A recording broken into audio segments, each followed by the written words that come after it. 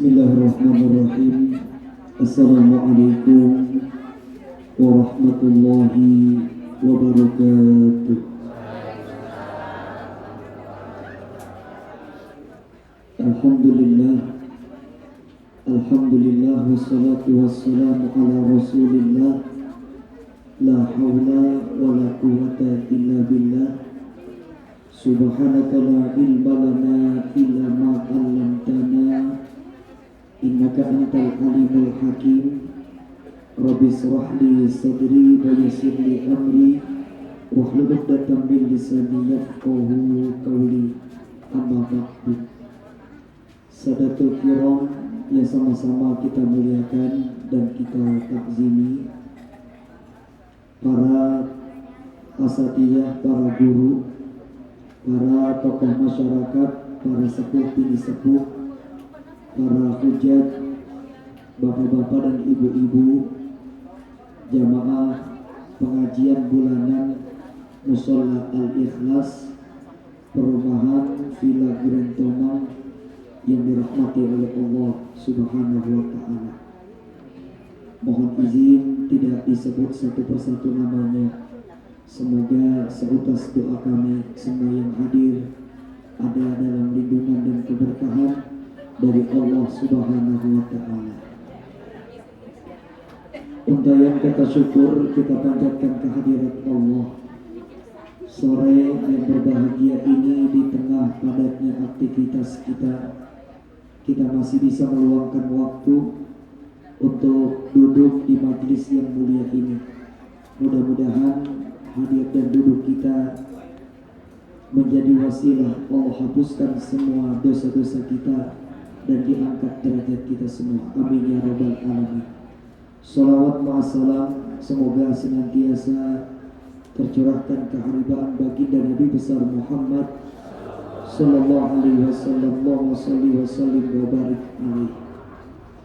Masya Allah, subhanallah, ini sore hari ini yang hadir cukup banyak. Mudah-mudahan pengurus Mushola Al-Ikhlas, bapak-bapak dan ibu-ibunya yang sudah menjadi wasilah jalan kebaikan untuk orang-orang hadir menuntut ilmu, Allah balas kebaikannya dengan berlipat ganda. Mari kita awali dengan bersama membaca Ummul Quran Suratul Fatihah. Semoga dengan berkah Al-Fatihah ini Allah mudahkan kita untuk mendapatkan ilmu yang bermanfaat, yang bisa kita amalkan untuk kebaikan dunia dan akhirat kita. Ala hadhihi niyah Al-Fatihah.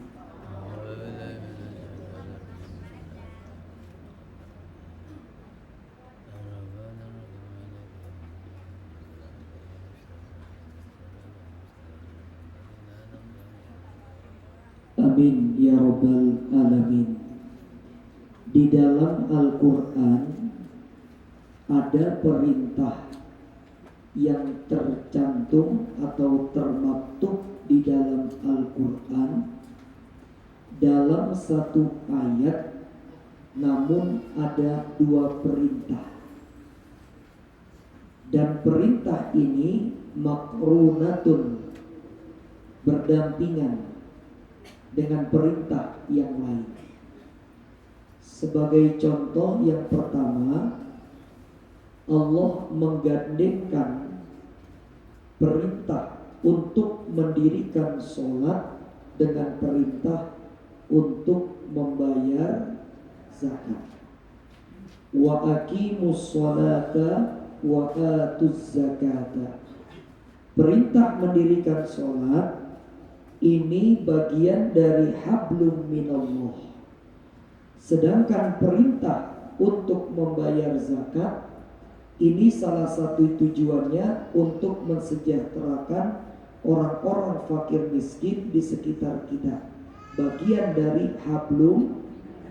Maka dalam ayat itu ada kesetaraan antara perintah hablum minallah dan hablum minannas. Dua. Dalam ayat lain Allah Subhanahu wa Ta'ala menggandengkan perintah yang lain. Perintah apa itu Ustaz? Yaitu dalam Al-Quran surah Al-Isra ayat ke-23. Bismillahirrahmanirrahim. Wa qadha rabbuka alla ta'budu illa iyyahu wa bil walidaini ihsana. Dan sembahlah Allah Tuhan semesta alam. Lalu perintah untuk menyembah Allah ini digandengkan dengan perintah yang lain. Perintah apa? Yaitu wabil walidaini ihsana. Dan berbuat baiklah, taatlah kalian kepada kedua orang tua. Perintah mengagungkan Allah, perintah menyembah Allah, ini perintah yang derajatnya begitu tinggi dan mulia. Namun perintah ini digandengkan dengan perintah untuk berbuat taat kepada kedua orang. Di situ diajarkan bahwasanya orang yang ibadahnya baik kepada Allah, tapi kalau dia tidak taat, durhaka kepada kedua orang tuanya, maka nilai ibadahnya kepada Allah tiada arti. Orang sholat 5 waktu dijaga, puasa Ramadan dikerjakan, Al-Quran dibaca, umroh haji setiap tahun, tapi kalau durhaka kepada kedua orang tua, tiada arti ibadah itu. Ini perintah dalam satu ayat, ada 2 perintah, yang satu dengan yang lainnya saling bergandengan. Bapak dan Ibu hadirin jamaah sekalian yang dirahmati oleh Allah Subhanahu wa taala. Sore ini saya mau mengajak kita semua untuk sejenak. Yuk sama-sama kita sejenak meluangkan waktu. Untuk apa? Untuk melepaskan seluruh urusan dunia kita.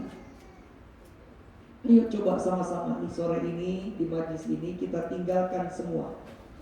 Seluruh aktivitas, pikiran dan hati kita tentang dunia coba ditinggalin dulu deh sebentar. Kita bawa hati kita, pikiran kita ke sebuah tempat. Tempat yang seperti apa Ustaz? Tempat yang gelap. Coba dunianya ditinggalin dulu. Hadirkan hati dan pikiran kita, kita bawa kepada sebuah tempat. Tempat ini gelap, tempat ini sempit, tempat ini dingin. Apa itu? Yaitu alam kubur. Tempat yang suatu hari nanti kita semua pasti akan berada di dalamnya. Bapak dan Ibu hadirin jamaah sekalian yang dirahmati oleh Allah Subhanahu wa taala. Coba sejenak kita pikirkan tentang alam kubur. Tempat yang sempit, tempat yang gelap, tempat yang sunyi, tiada seorang pun di dalamnya kecuali kita dan amal-amal baik kita. Sekarang coba kita bayangkan, di saat kita saat ini tertawa, bercanda bersama dengan teman-teman kita, bergurau dengan kawan-kawan dan handai tolan kita. Di saat kita sore ini menikmati hidangan yang disediakan oleh ibu-ibu dan juga pengurus dari Mushola Al-Ikhlas. Di saat ini di mana kita mungkin ada di antara kita yang sibuk menghitung keuntungan laba dari usaha kita. Coba kita hadirkan sejenak pikiran kita. Kita tujukan kepada orang tua kita yang saat ini berada di tempat yang sepi, sunyi, gelap dan sempit tadi, yaitu di alam kubur mereka. Coba sejenak kita merenung. Coba mari sejenak kita ingat keadaan mereka di saat kita tertawa bahagia sore ini. Di saat kita menikmati hidangan yang ada di hadapan kita, sejenak saja kita bayangkan bagaimana keadaan ayah dan ibu kita yang telah tiada, yang saat ini ada di alam barzah. Bagaimanakah keadaan mereka? Pernahkah kita bertanya kepada diri kita sendiri, sedang apa ayah dan ibu kita di alam kuburnya? Apakah mereka sore ini di alam barzahnya, di alam kuburnya, mendapatkan nikmat alam kubur atau siksa daripada alam kubur?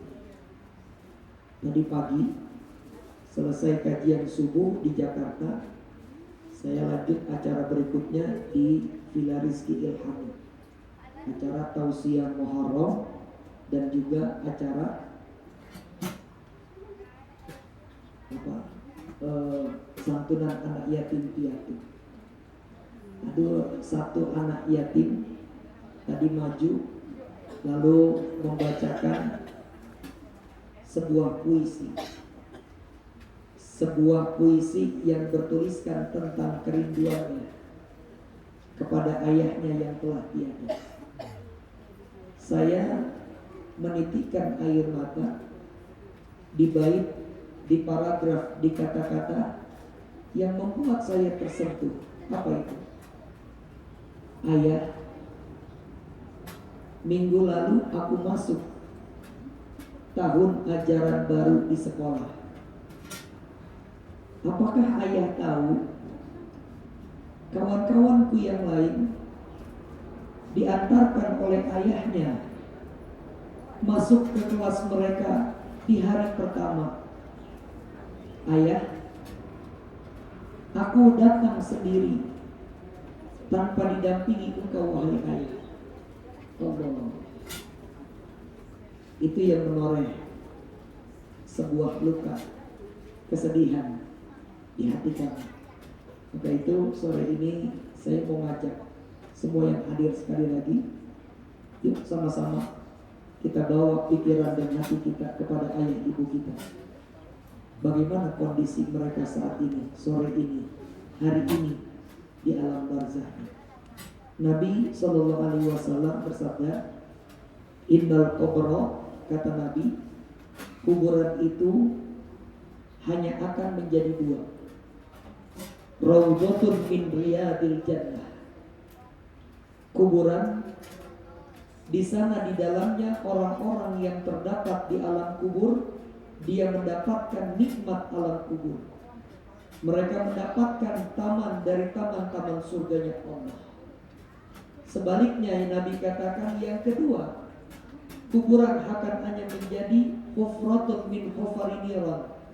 Di dalamnya, kata Nabi, penghuninya diazab oleh Allah Subhanahu wa ta'ala, mendapatkan jurang dari jurang-jurang api neraka. Bagaimana keadaan ayah ibu kita saat ini? Nikmat kuburkah atau siksa alam kubur yang mereka dapatkan? Dalam hadis Nabi mengatakan, ma ra'aitu manzara wal qabru afzahu minhu. Aku enggak pernah melihat, kata Nabi, pemandangan yang lebih menyeramkan, lebih menakutkan dibandingkan siksa alam kubur. Begitu takutnya Rasulullah ketika menggambarkan siksa alam kubur. Bahkan sahabat Utsman bin Affan saat dibacakan ayat atau hadis tentang alam kubur, beliau menangis sejadi-jadinya. Ditanya sahabat Utsman bin Affan oleh sahabat yang lain, wahai sahabat Utsman bin Affan, kenapa acap kali dibacakan ayat atau hadis tentang azab kubur engkau menangis sejadi-jadinya? Maka Utsman bin Affan mengatakan, aku tidak bisa membayangkan bagaimana pedihnya mereka yang mendapatkan siksa alam kubur. Bapak dan Ibu, hadirin jamaah sekalian yang dirahmati Allah.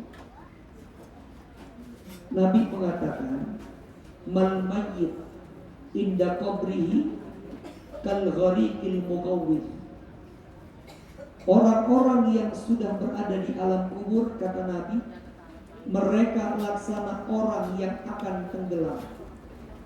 Mereka yang akan tenggelam di lautan, maka apapun akan dirambat, apapun akan dipegang. Sebagai apa? Sebagai penolong mereka. Kalau ada ban, dipegang itu ban. Kalau ada kayu, diraih itu kayu. Untuk apa? Agar mereka bisa mengaku. Mereka akan teriak sekuat-kuatnya. Apa? Tolonglah aku, selamatkan aku agar tidak tenggelam. Itulah perumpamaan orang-orang yang berada di alam kuburnya, di alam barzakh. Bapak dan Ibu sekalian yang dirahmati oleh Allah Subhanahu wa taala. Kita nggak pernah tahu dan tidak ada yang tahu, karena alam kubur adalah bagian daripada alam ghaib yang tiada satupun manusia yang bisa melihat siksa alam kubur atau nikmat alam kubur. Maka kita tidak tahu kondisi ayah dan ibu kita di alam kuburnya. Maka dari itu, ayo mari sama-sama kita berbakti untuk kedua kalinya, untuk ayah dan ibu kita yang telah tiada. Berapa banyak anak-anak yang menjadi durhaka bukan di saat kedua orang tuanya masih hidup, namun di saat kedua orang tuanya telah tiada. Maka mari ketaatan itu terus kita jaga. Kebaktian kita kepada kedua orang tua kita jaga. Bagaimana cara berbakti kita kepada mereka ayah ibu kita yang telah tiada?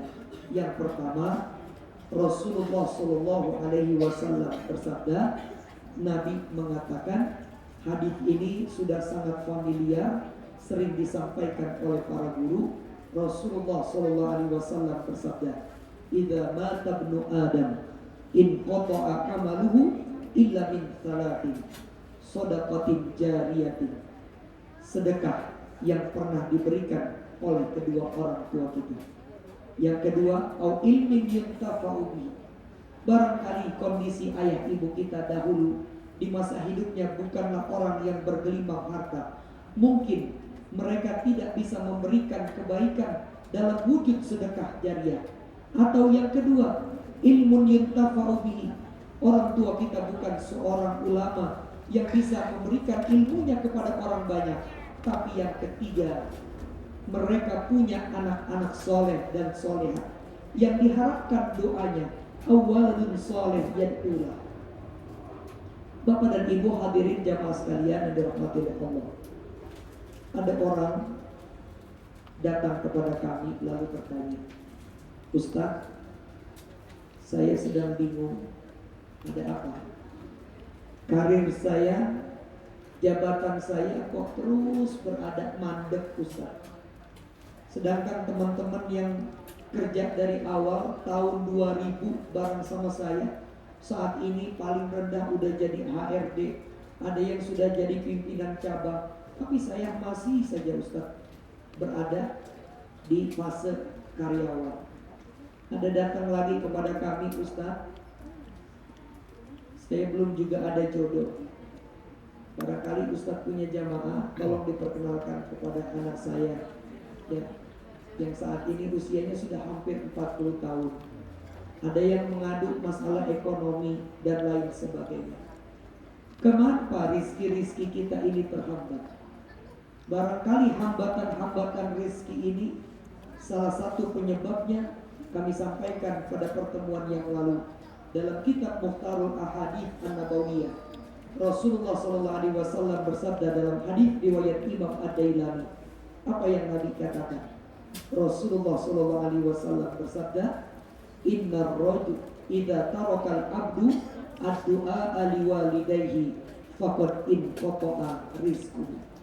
Seorang anak yang lalai, seorang anak yang lupa mendoakan kedua orang tuanya, sehabis sholat gak pernah dia membaca Rabbil firli wali walidayya warhamhuma kama rabbayani shaghira.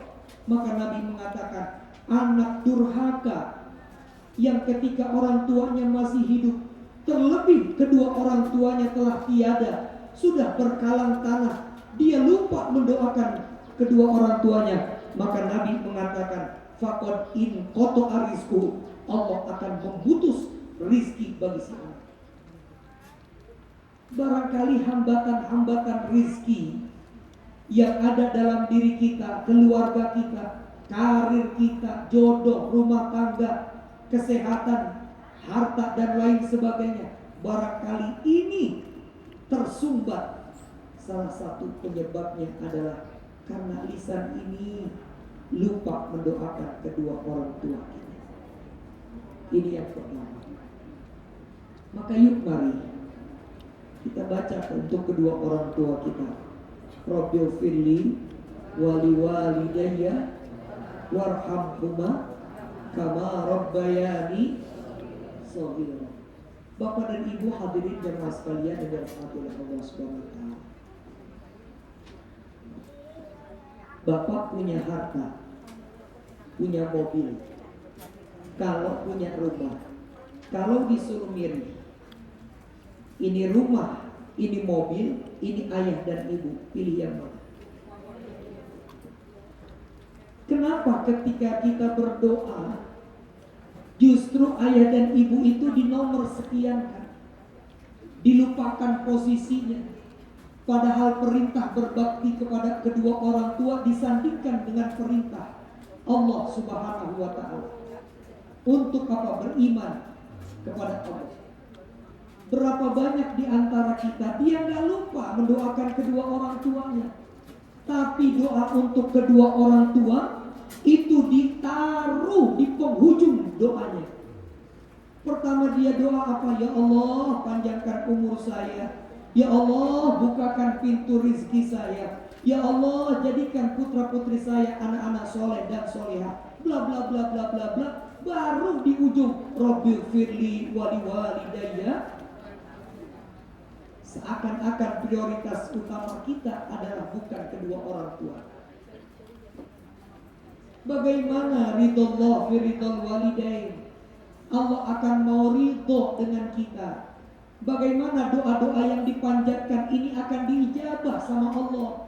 Doain orang tua saja enggak, sekalinya mendoakan orang tua bukan menjadi prioritas utama. Di mana ditaruhnya? Di ujung, di akhir, sebelum Rabbana Atina. Kayaknya nggak penting itu orang tua. Yang penting apa? Harta dulu, kaya dulu, sehat dulu. Orang tua ntar belakangan saya doain. Padahal justru doa-doa yang kita panjatkan itu akan jadi diijabah oleh Allah Subhanahu wa taala. Apa asbabnya? Sebab doa untuk kedua orang tua. Ayo mari sama-sama kita rubah. Doa yang pertama kita panjatkan untuk kedua orang tua kita terlebih dahulu.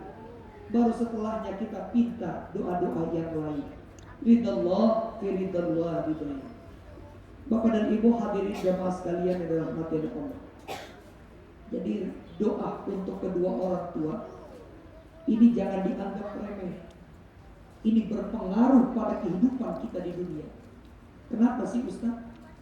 Kok hidup saya di dunia ngeblangsang amat begini? Coba lihat. Jangan ibadah ABCD dulu.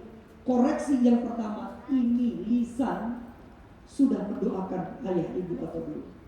Dan mustahil seorang anak akan mendoakan orang tuanya kalau dia nggak sholat. Benar nggak Pak? Benar nggak?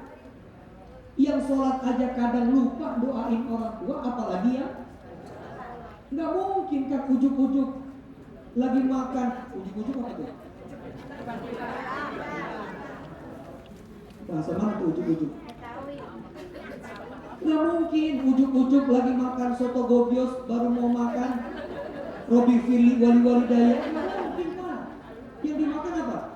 Doanya Allahumma barik lana. Maka mustahil ada seorang anak doakan orang tua kalau dia nggak sholat. Itu udah pasti. Maka sebetulnya itulah kenapa digandeng perintah untuk beribadah taat kepada Allah dengan perintah taat kepada orang tua.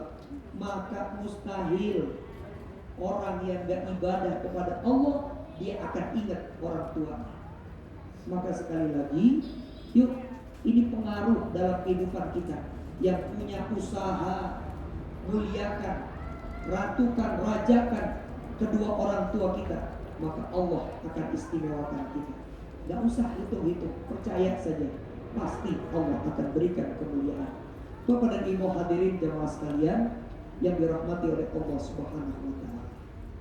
Ada 10 orang sahabat al-mubasyirina bil jannah. 10 sahabat ini kata Nabi dijanjikan pasti masuk surga. Allah. Ini 10 orang sahabat kata Nabi udah pasti masuk surga. Tapi lihat, Nabi satu waktu berkata, wahai para sahabat, ya, terkhusus engkau Umar bin Khattab, bila mana nanti datang sebuah rombongan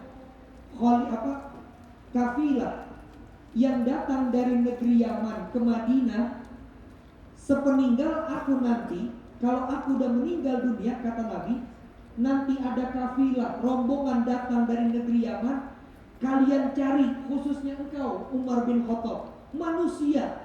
Satu, Umar bin Khattab, ya, ini salah satu Khalifatul Rasyidin, khalifah yang kedua. Umar bin Khattab dijanjikan masuk ke dalam Umar bin Khattab, makamnya bersandingan dengan makamnya Rasulullah SAW. Kurang mulia apa ini orang? Tapi Nabi bilang begini, Pak Umar, kalau nanti ada rombongan kafilah, ya, grup, bukan grup arisan, datang dari negeri Yaman ke Madinah, sepeninggal aku nanti, aku telah wafat, apa kata Rasulullah? Kau cari orang yang bernama Uwais Al-Qarni, minta doanya dari dia, wahai Umar.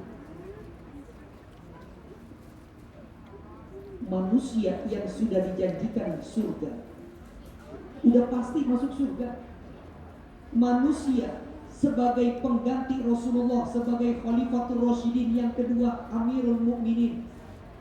Manusia yang kuburannya dempet berdampingan dengan Rasulullah, disuruh minta doa dari orang biasa yang bernama,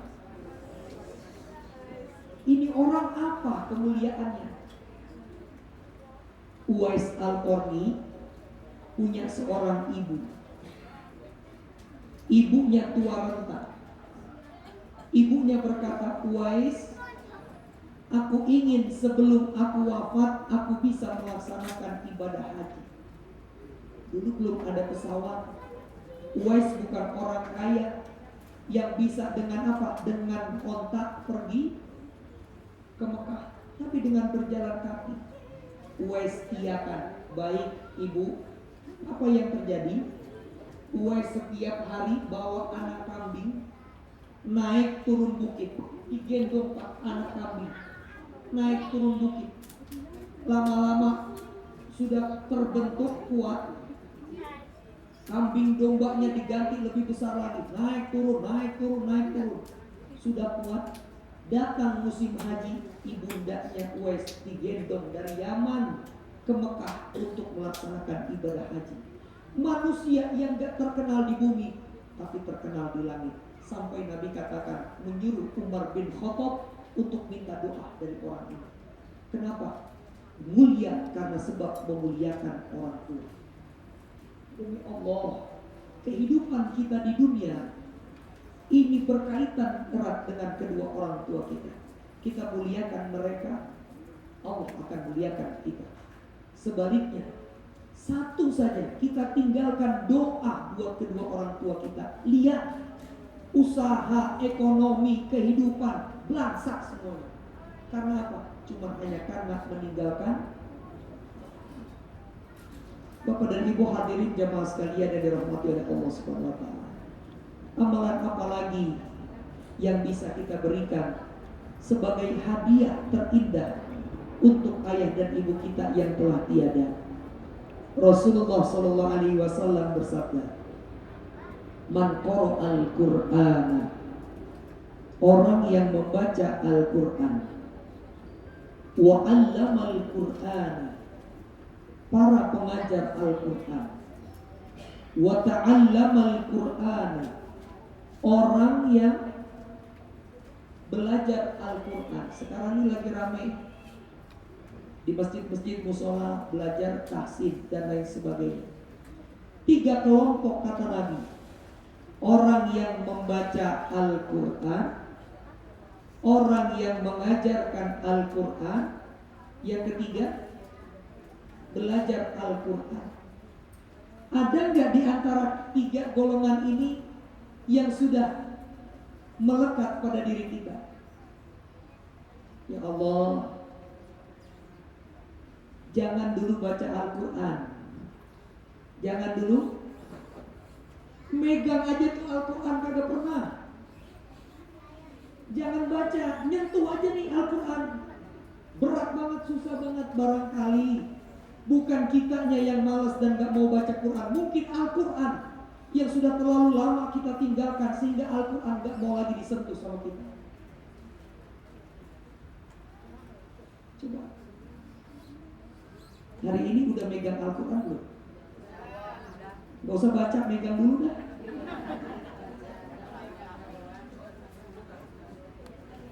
Banyakan mana? Kita megang Al-Quran atau HP?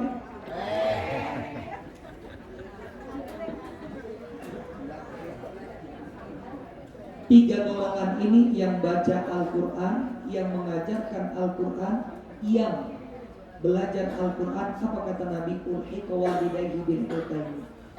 Tiba-tiba ada sebuah hampers, ada sebuah bingkisan yang begitu indah dikirimkan untuk ayah dan ibu kita di alam kuburnya. Didatangkan Allah dari surga, dipakaikan ayah ibu kita mahkota yang terindah yang didatangkan dari surga. Allah lalu ditanya, "Anna li hadza ya Rabb?" Wahai Allah Tuhanku, alam barzah, alam kuburku kau luaskan.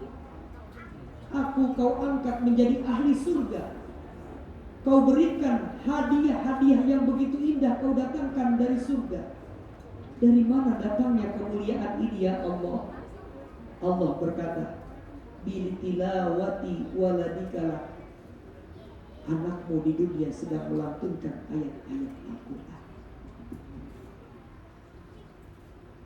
Allah. Saat huruf demi huruf kita baca, Bismillahirrahmanirrahim.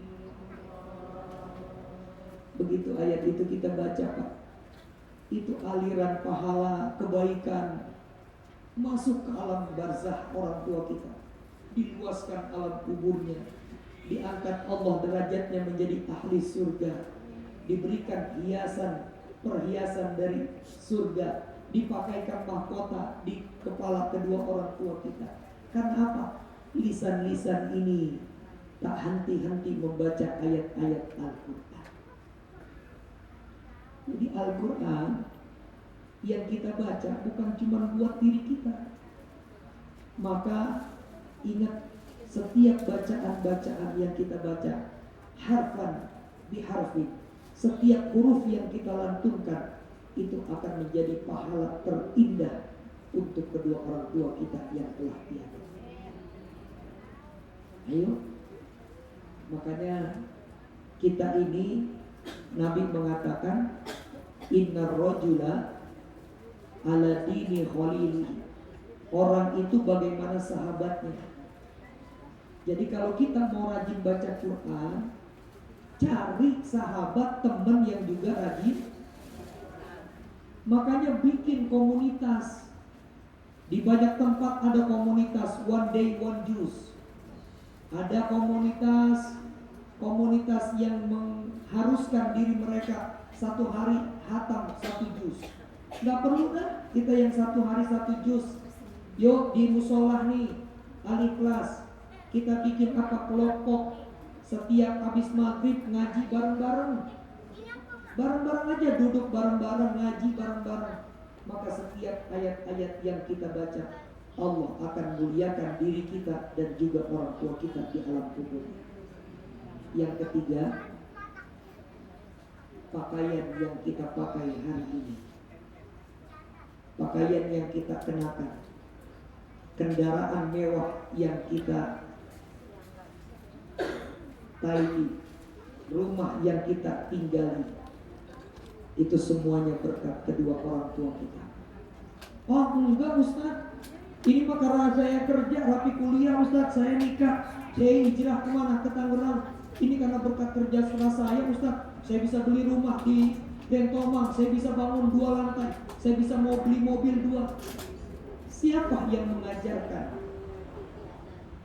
Itu semuanya karena orang tua. Ayah kita sekolahkan kita dari TK, SD, dicarikan kita biaya. Ibu kita merawat kita pagi-pagi, menyediakan makan untuk apa? Untuk kita sekolah. Maka ketika ada seorang sahabat bertanya, wahai Rasulullah, ayahku mengambil uangku tanpa izinku ya Rasulullah, apa yang aku harus lakukan? Ayahku ngambil duitku diam-diam, nggak bilang-bilang. Apa kata Rasulullah SAW? Anta wa maluka li abika. Kamu dan semua hartamu itu milik kedua orang tuamu. Kalau mereka mau untuk menjualmu sebagai budak, itu terserah mereka. Jadi jangan anggap semua pencapaian-pencapaian yang kita miliki saat ini itu berkat kerja keras kita. Enggak. Barangkali di situ ada doa-doa yang pernah dipanjatkan oleh ayah ibu kita. Maka pencapaian-pencapaian ini, mohon maaf, sisihkan sebagian untuk kedua orang tua kita. Niatkan sedekahnya untuk orang tua. Sahabat bertanya kepada Rasulullah, ya Rasulullah, inna ummi qad matat. Rasul, ibu saya udah meninggal. Lantas apa? Fahallaha min ajrin in tasaddaqtu laha. Kalau saya sedekah ya Rasul, saya beli kue, saya sedekahin buat jamaah yang datang pengajian sore hari di Musola Al-Ikhlas. Apakah sedekah-sedekah yang saya berikan, saya niatkan buat ayah ibu saya, sampai ya Rasulullah pahalanya kepada mereka yang udah meninggal dunia? Nabi mengatakan, na'am laha min ajrin. Sedekah yang kau berikan untuk ayah ibumu, maka Nabi mengatakan akan sampai pahalanya kepada mereka dan engkau mendapatkan pahala birrul walidain. Mana kosot min malin anfaqtahu. Kata Nabi, demi Allah tidak akan berkurang harta yang kau sedekahkan untuk kedua orang tua. Maka kalau hari Jumat kita punya keluasan rizki, beli atau kita berikan dalam bentuk apa? Jumat berkah. Atau bisa juga ada pembangunan masjid musola, kita niatkan untuk ayah ibu kita. Atau ada acara santunan yatim piatu, kita berikan donasi, niatkan ini pahalanya untuk ayah ibu kita. Insya Allah, Allah akan berikan keberkahan dan diganti dengan berlipat-lipat ganda. Dan terakhir, Bapak dan Ibu sekalian, apa amalan-amalan yang bisa kita berikan hadiah terindah untuk ayah ibu kita? Yang pertama dalam bentuk wujud doa. Yang kedua, bacaan dari ayat-ayat suci Al-Quran. Yang ketiga, yaitu sedekah.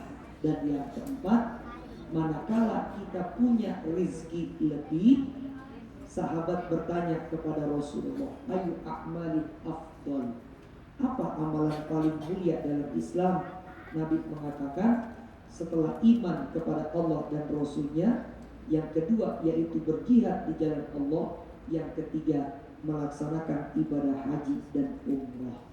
Manakala ayah ibu kita semasa hidupnya belum bisa melaksanakan itu semua, maka kita punya keluasan rezeki, badalkan hajinya, badalkan umrohnya.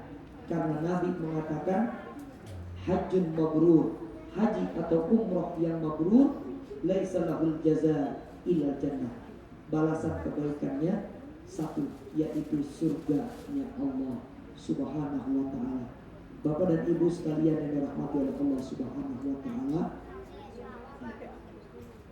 sebelum kami akhiri dan mungkin sebelum kami buka pertanyaan, Bapak dan Ibu sekalian yang dirahmati dan dimuliakan oleh Allah Subhanahu wa ta'ala, Ada sebuah kisah. Ada sebuah kisah. Ada seorang ayah. Dia punya anak. Ayah ini punya anak masih kecil. Lalu ayahnya laki-laki ini masih hidup, tapi sudah tua renta. Tiba-tiba si laki-laki ini membuat sebuah piring dari kaleng.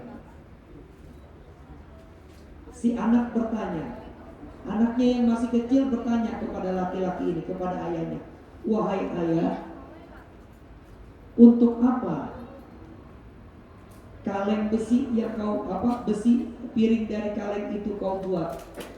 Bukankah di rumah kita sudah banyak ibu membeli, mama membeli piring-piring indah dari keramik, dari kaca dan lain sebagainya?" Apa kata si lelaki ini?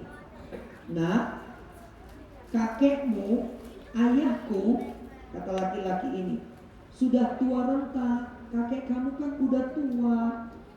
Kalau makan, habis makan piringnya suka dilempar. Berapa banyak piring mama kamu yang pecah gara-gara dilempar sama kakek karena sudah tua. Itulah kenapa ayah bikin piring dari kaleng ini, supaya kalau nanti kakekmu makan, dilempar piringnya, maka apa yang terjadi? Piringnya tidak akan." Keesokan harinya, anaknya lagi getok-getok kaleng. Ditanya sama laki-laki ini, "Nah, kamu lagi buat apa?" "Aku lagi buat piring, ayah." "Buat apa?" "Kan mama piringnya banyak, supaya nanti kalau ayah sudah tua kayak kakek, nanti akan aku berikan piring ini." Apa pelajaran yang bisa kita ambil? Perlakuan anak kita, barangkali kenakalan-kenakalannya, ketidakpatuhannya, mungkin barangkali itu balasan dari Allah. Karena dulu ketika hidup mungkin ada kata-kata yang keluar dari lisan kita yang menoreh luka di hati kedua orang tua kita, atau ada perlakuan kita yang kurang baik, ketidaktaatan kita kepada kedua orang tua yang hari ini dibalaskan dengan perlakuan yang sama anak-anak kita. Maka sekali lagi, yuk, bakti kita kepada kedua orang tua kita lanjutkan setelah mereka tiada dengan melakukan hal-hal ini. Kalau kita belum bisa memberikan kebahagiaan kepada mereka saat mereka masih hidup, mungkin karena keterbatasan kita, karena ekonomi kita, namun hari ini saat kita mau membahagiakan mereka, saat kita sudah memiliki harta, saat kita sudah memiliki jabatan dan lain sebagainya, namun disayangkan kedua orang tua kita telah tiada dan berkalang tanah, maka kesempatan itu belum habis, kesempatan itu masih ada. Lakukan amalan-amalan yang telah kami sebutkan tadi. Berdoa untuk kedua orang tua kita, baca ayat-ayat suci Al-Quran di setiap aktivitas dan hari kita.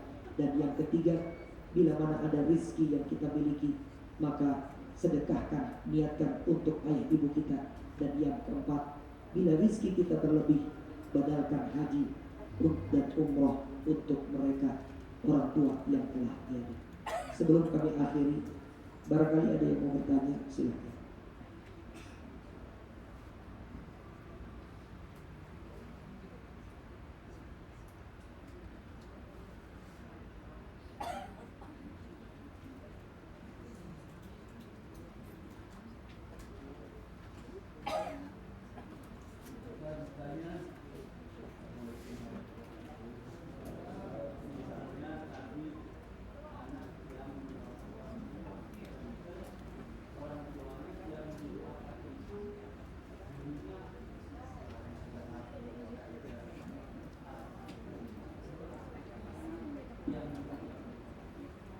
Pak, Allah hanya memerintahkan kepada kita untuk mendoakan kedua. Allah memerintahkan kita untuk taat kepada orang tua. Bentuk ketaatan kita kepada orang tua selain bakti kepada mereka, salah satunya apa? Mendoakan mereka. Tugas kita, perintahnya hanya mendoakan. Perkara masalah doa ini diterima oleh Allah sampai atau tidak, itu kita serahkan kepada Allah. Nyampe gak nih ya doa saya sama orang tua ya, itu perkara urusan Allah. Tugas kita hanya seperti itu. Tapi yakinlah, ya, setiap untayan kata-kata doa yang kita panjatkan pasti diterima oleh Allah Subhanahu wa taala dan menjadi hadiah terindah untuk orang tua kita yang telah tiada khususnya. Gitu ya. Baik, Bapak dan Ibu hadirin jamaah sekalian yang dirahmati oleh Allah Subhanahu wa taala. Bila tidak ada yang ingin ditanyakan, saya cukupkan sampai di sini. Sebelum kita akhiri, mari sama-sama kita baca suratul Fatihah. Hadirkan hati dan pikiran kita semua. Kita doakan untuk ayah ibu kita yang telah tiada. Semoga Allah ampunkan segala dosa-dosanya, dilapangkan alam barzahnya, dan dijadikan kuburnya raudhah min riyadil jinan, taman-taman surganya Allah. Dan kita niatkan Al-Fatihah ini untuk kedua orang tua kita, ayah ibu kita yang masih hidup. Semoga Allah panjangkan umur mereka, disehatkan badan mereka, dan dijadikan kita semua anak-anak soleh dan solehah yang berbakti kepada kedua orang tua kita. Ala hadhihi niyyah wa ala kulli niyatin salihah bihaqi sayyidina Muhammadin sallallahu alaihi wasallam. Al-Fatihah.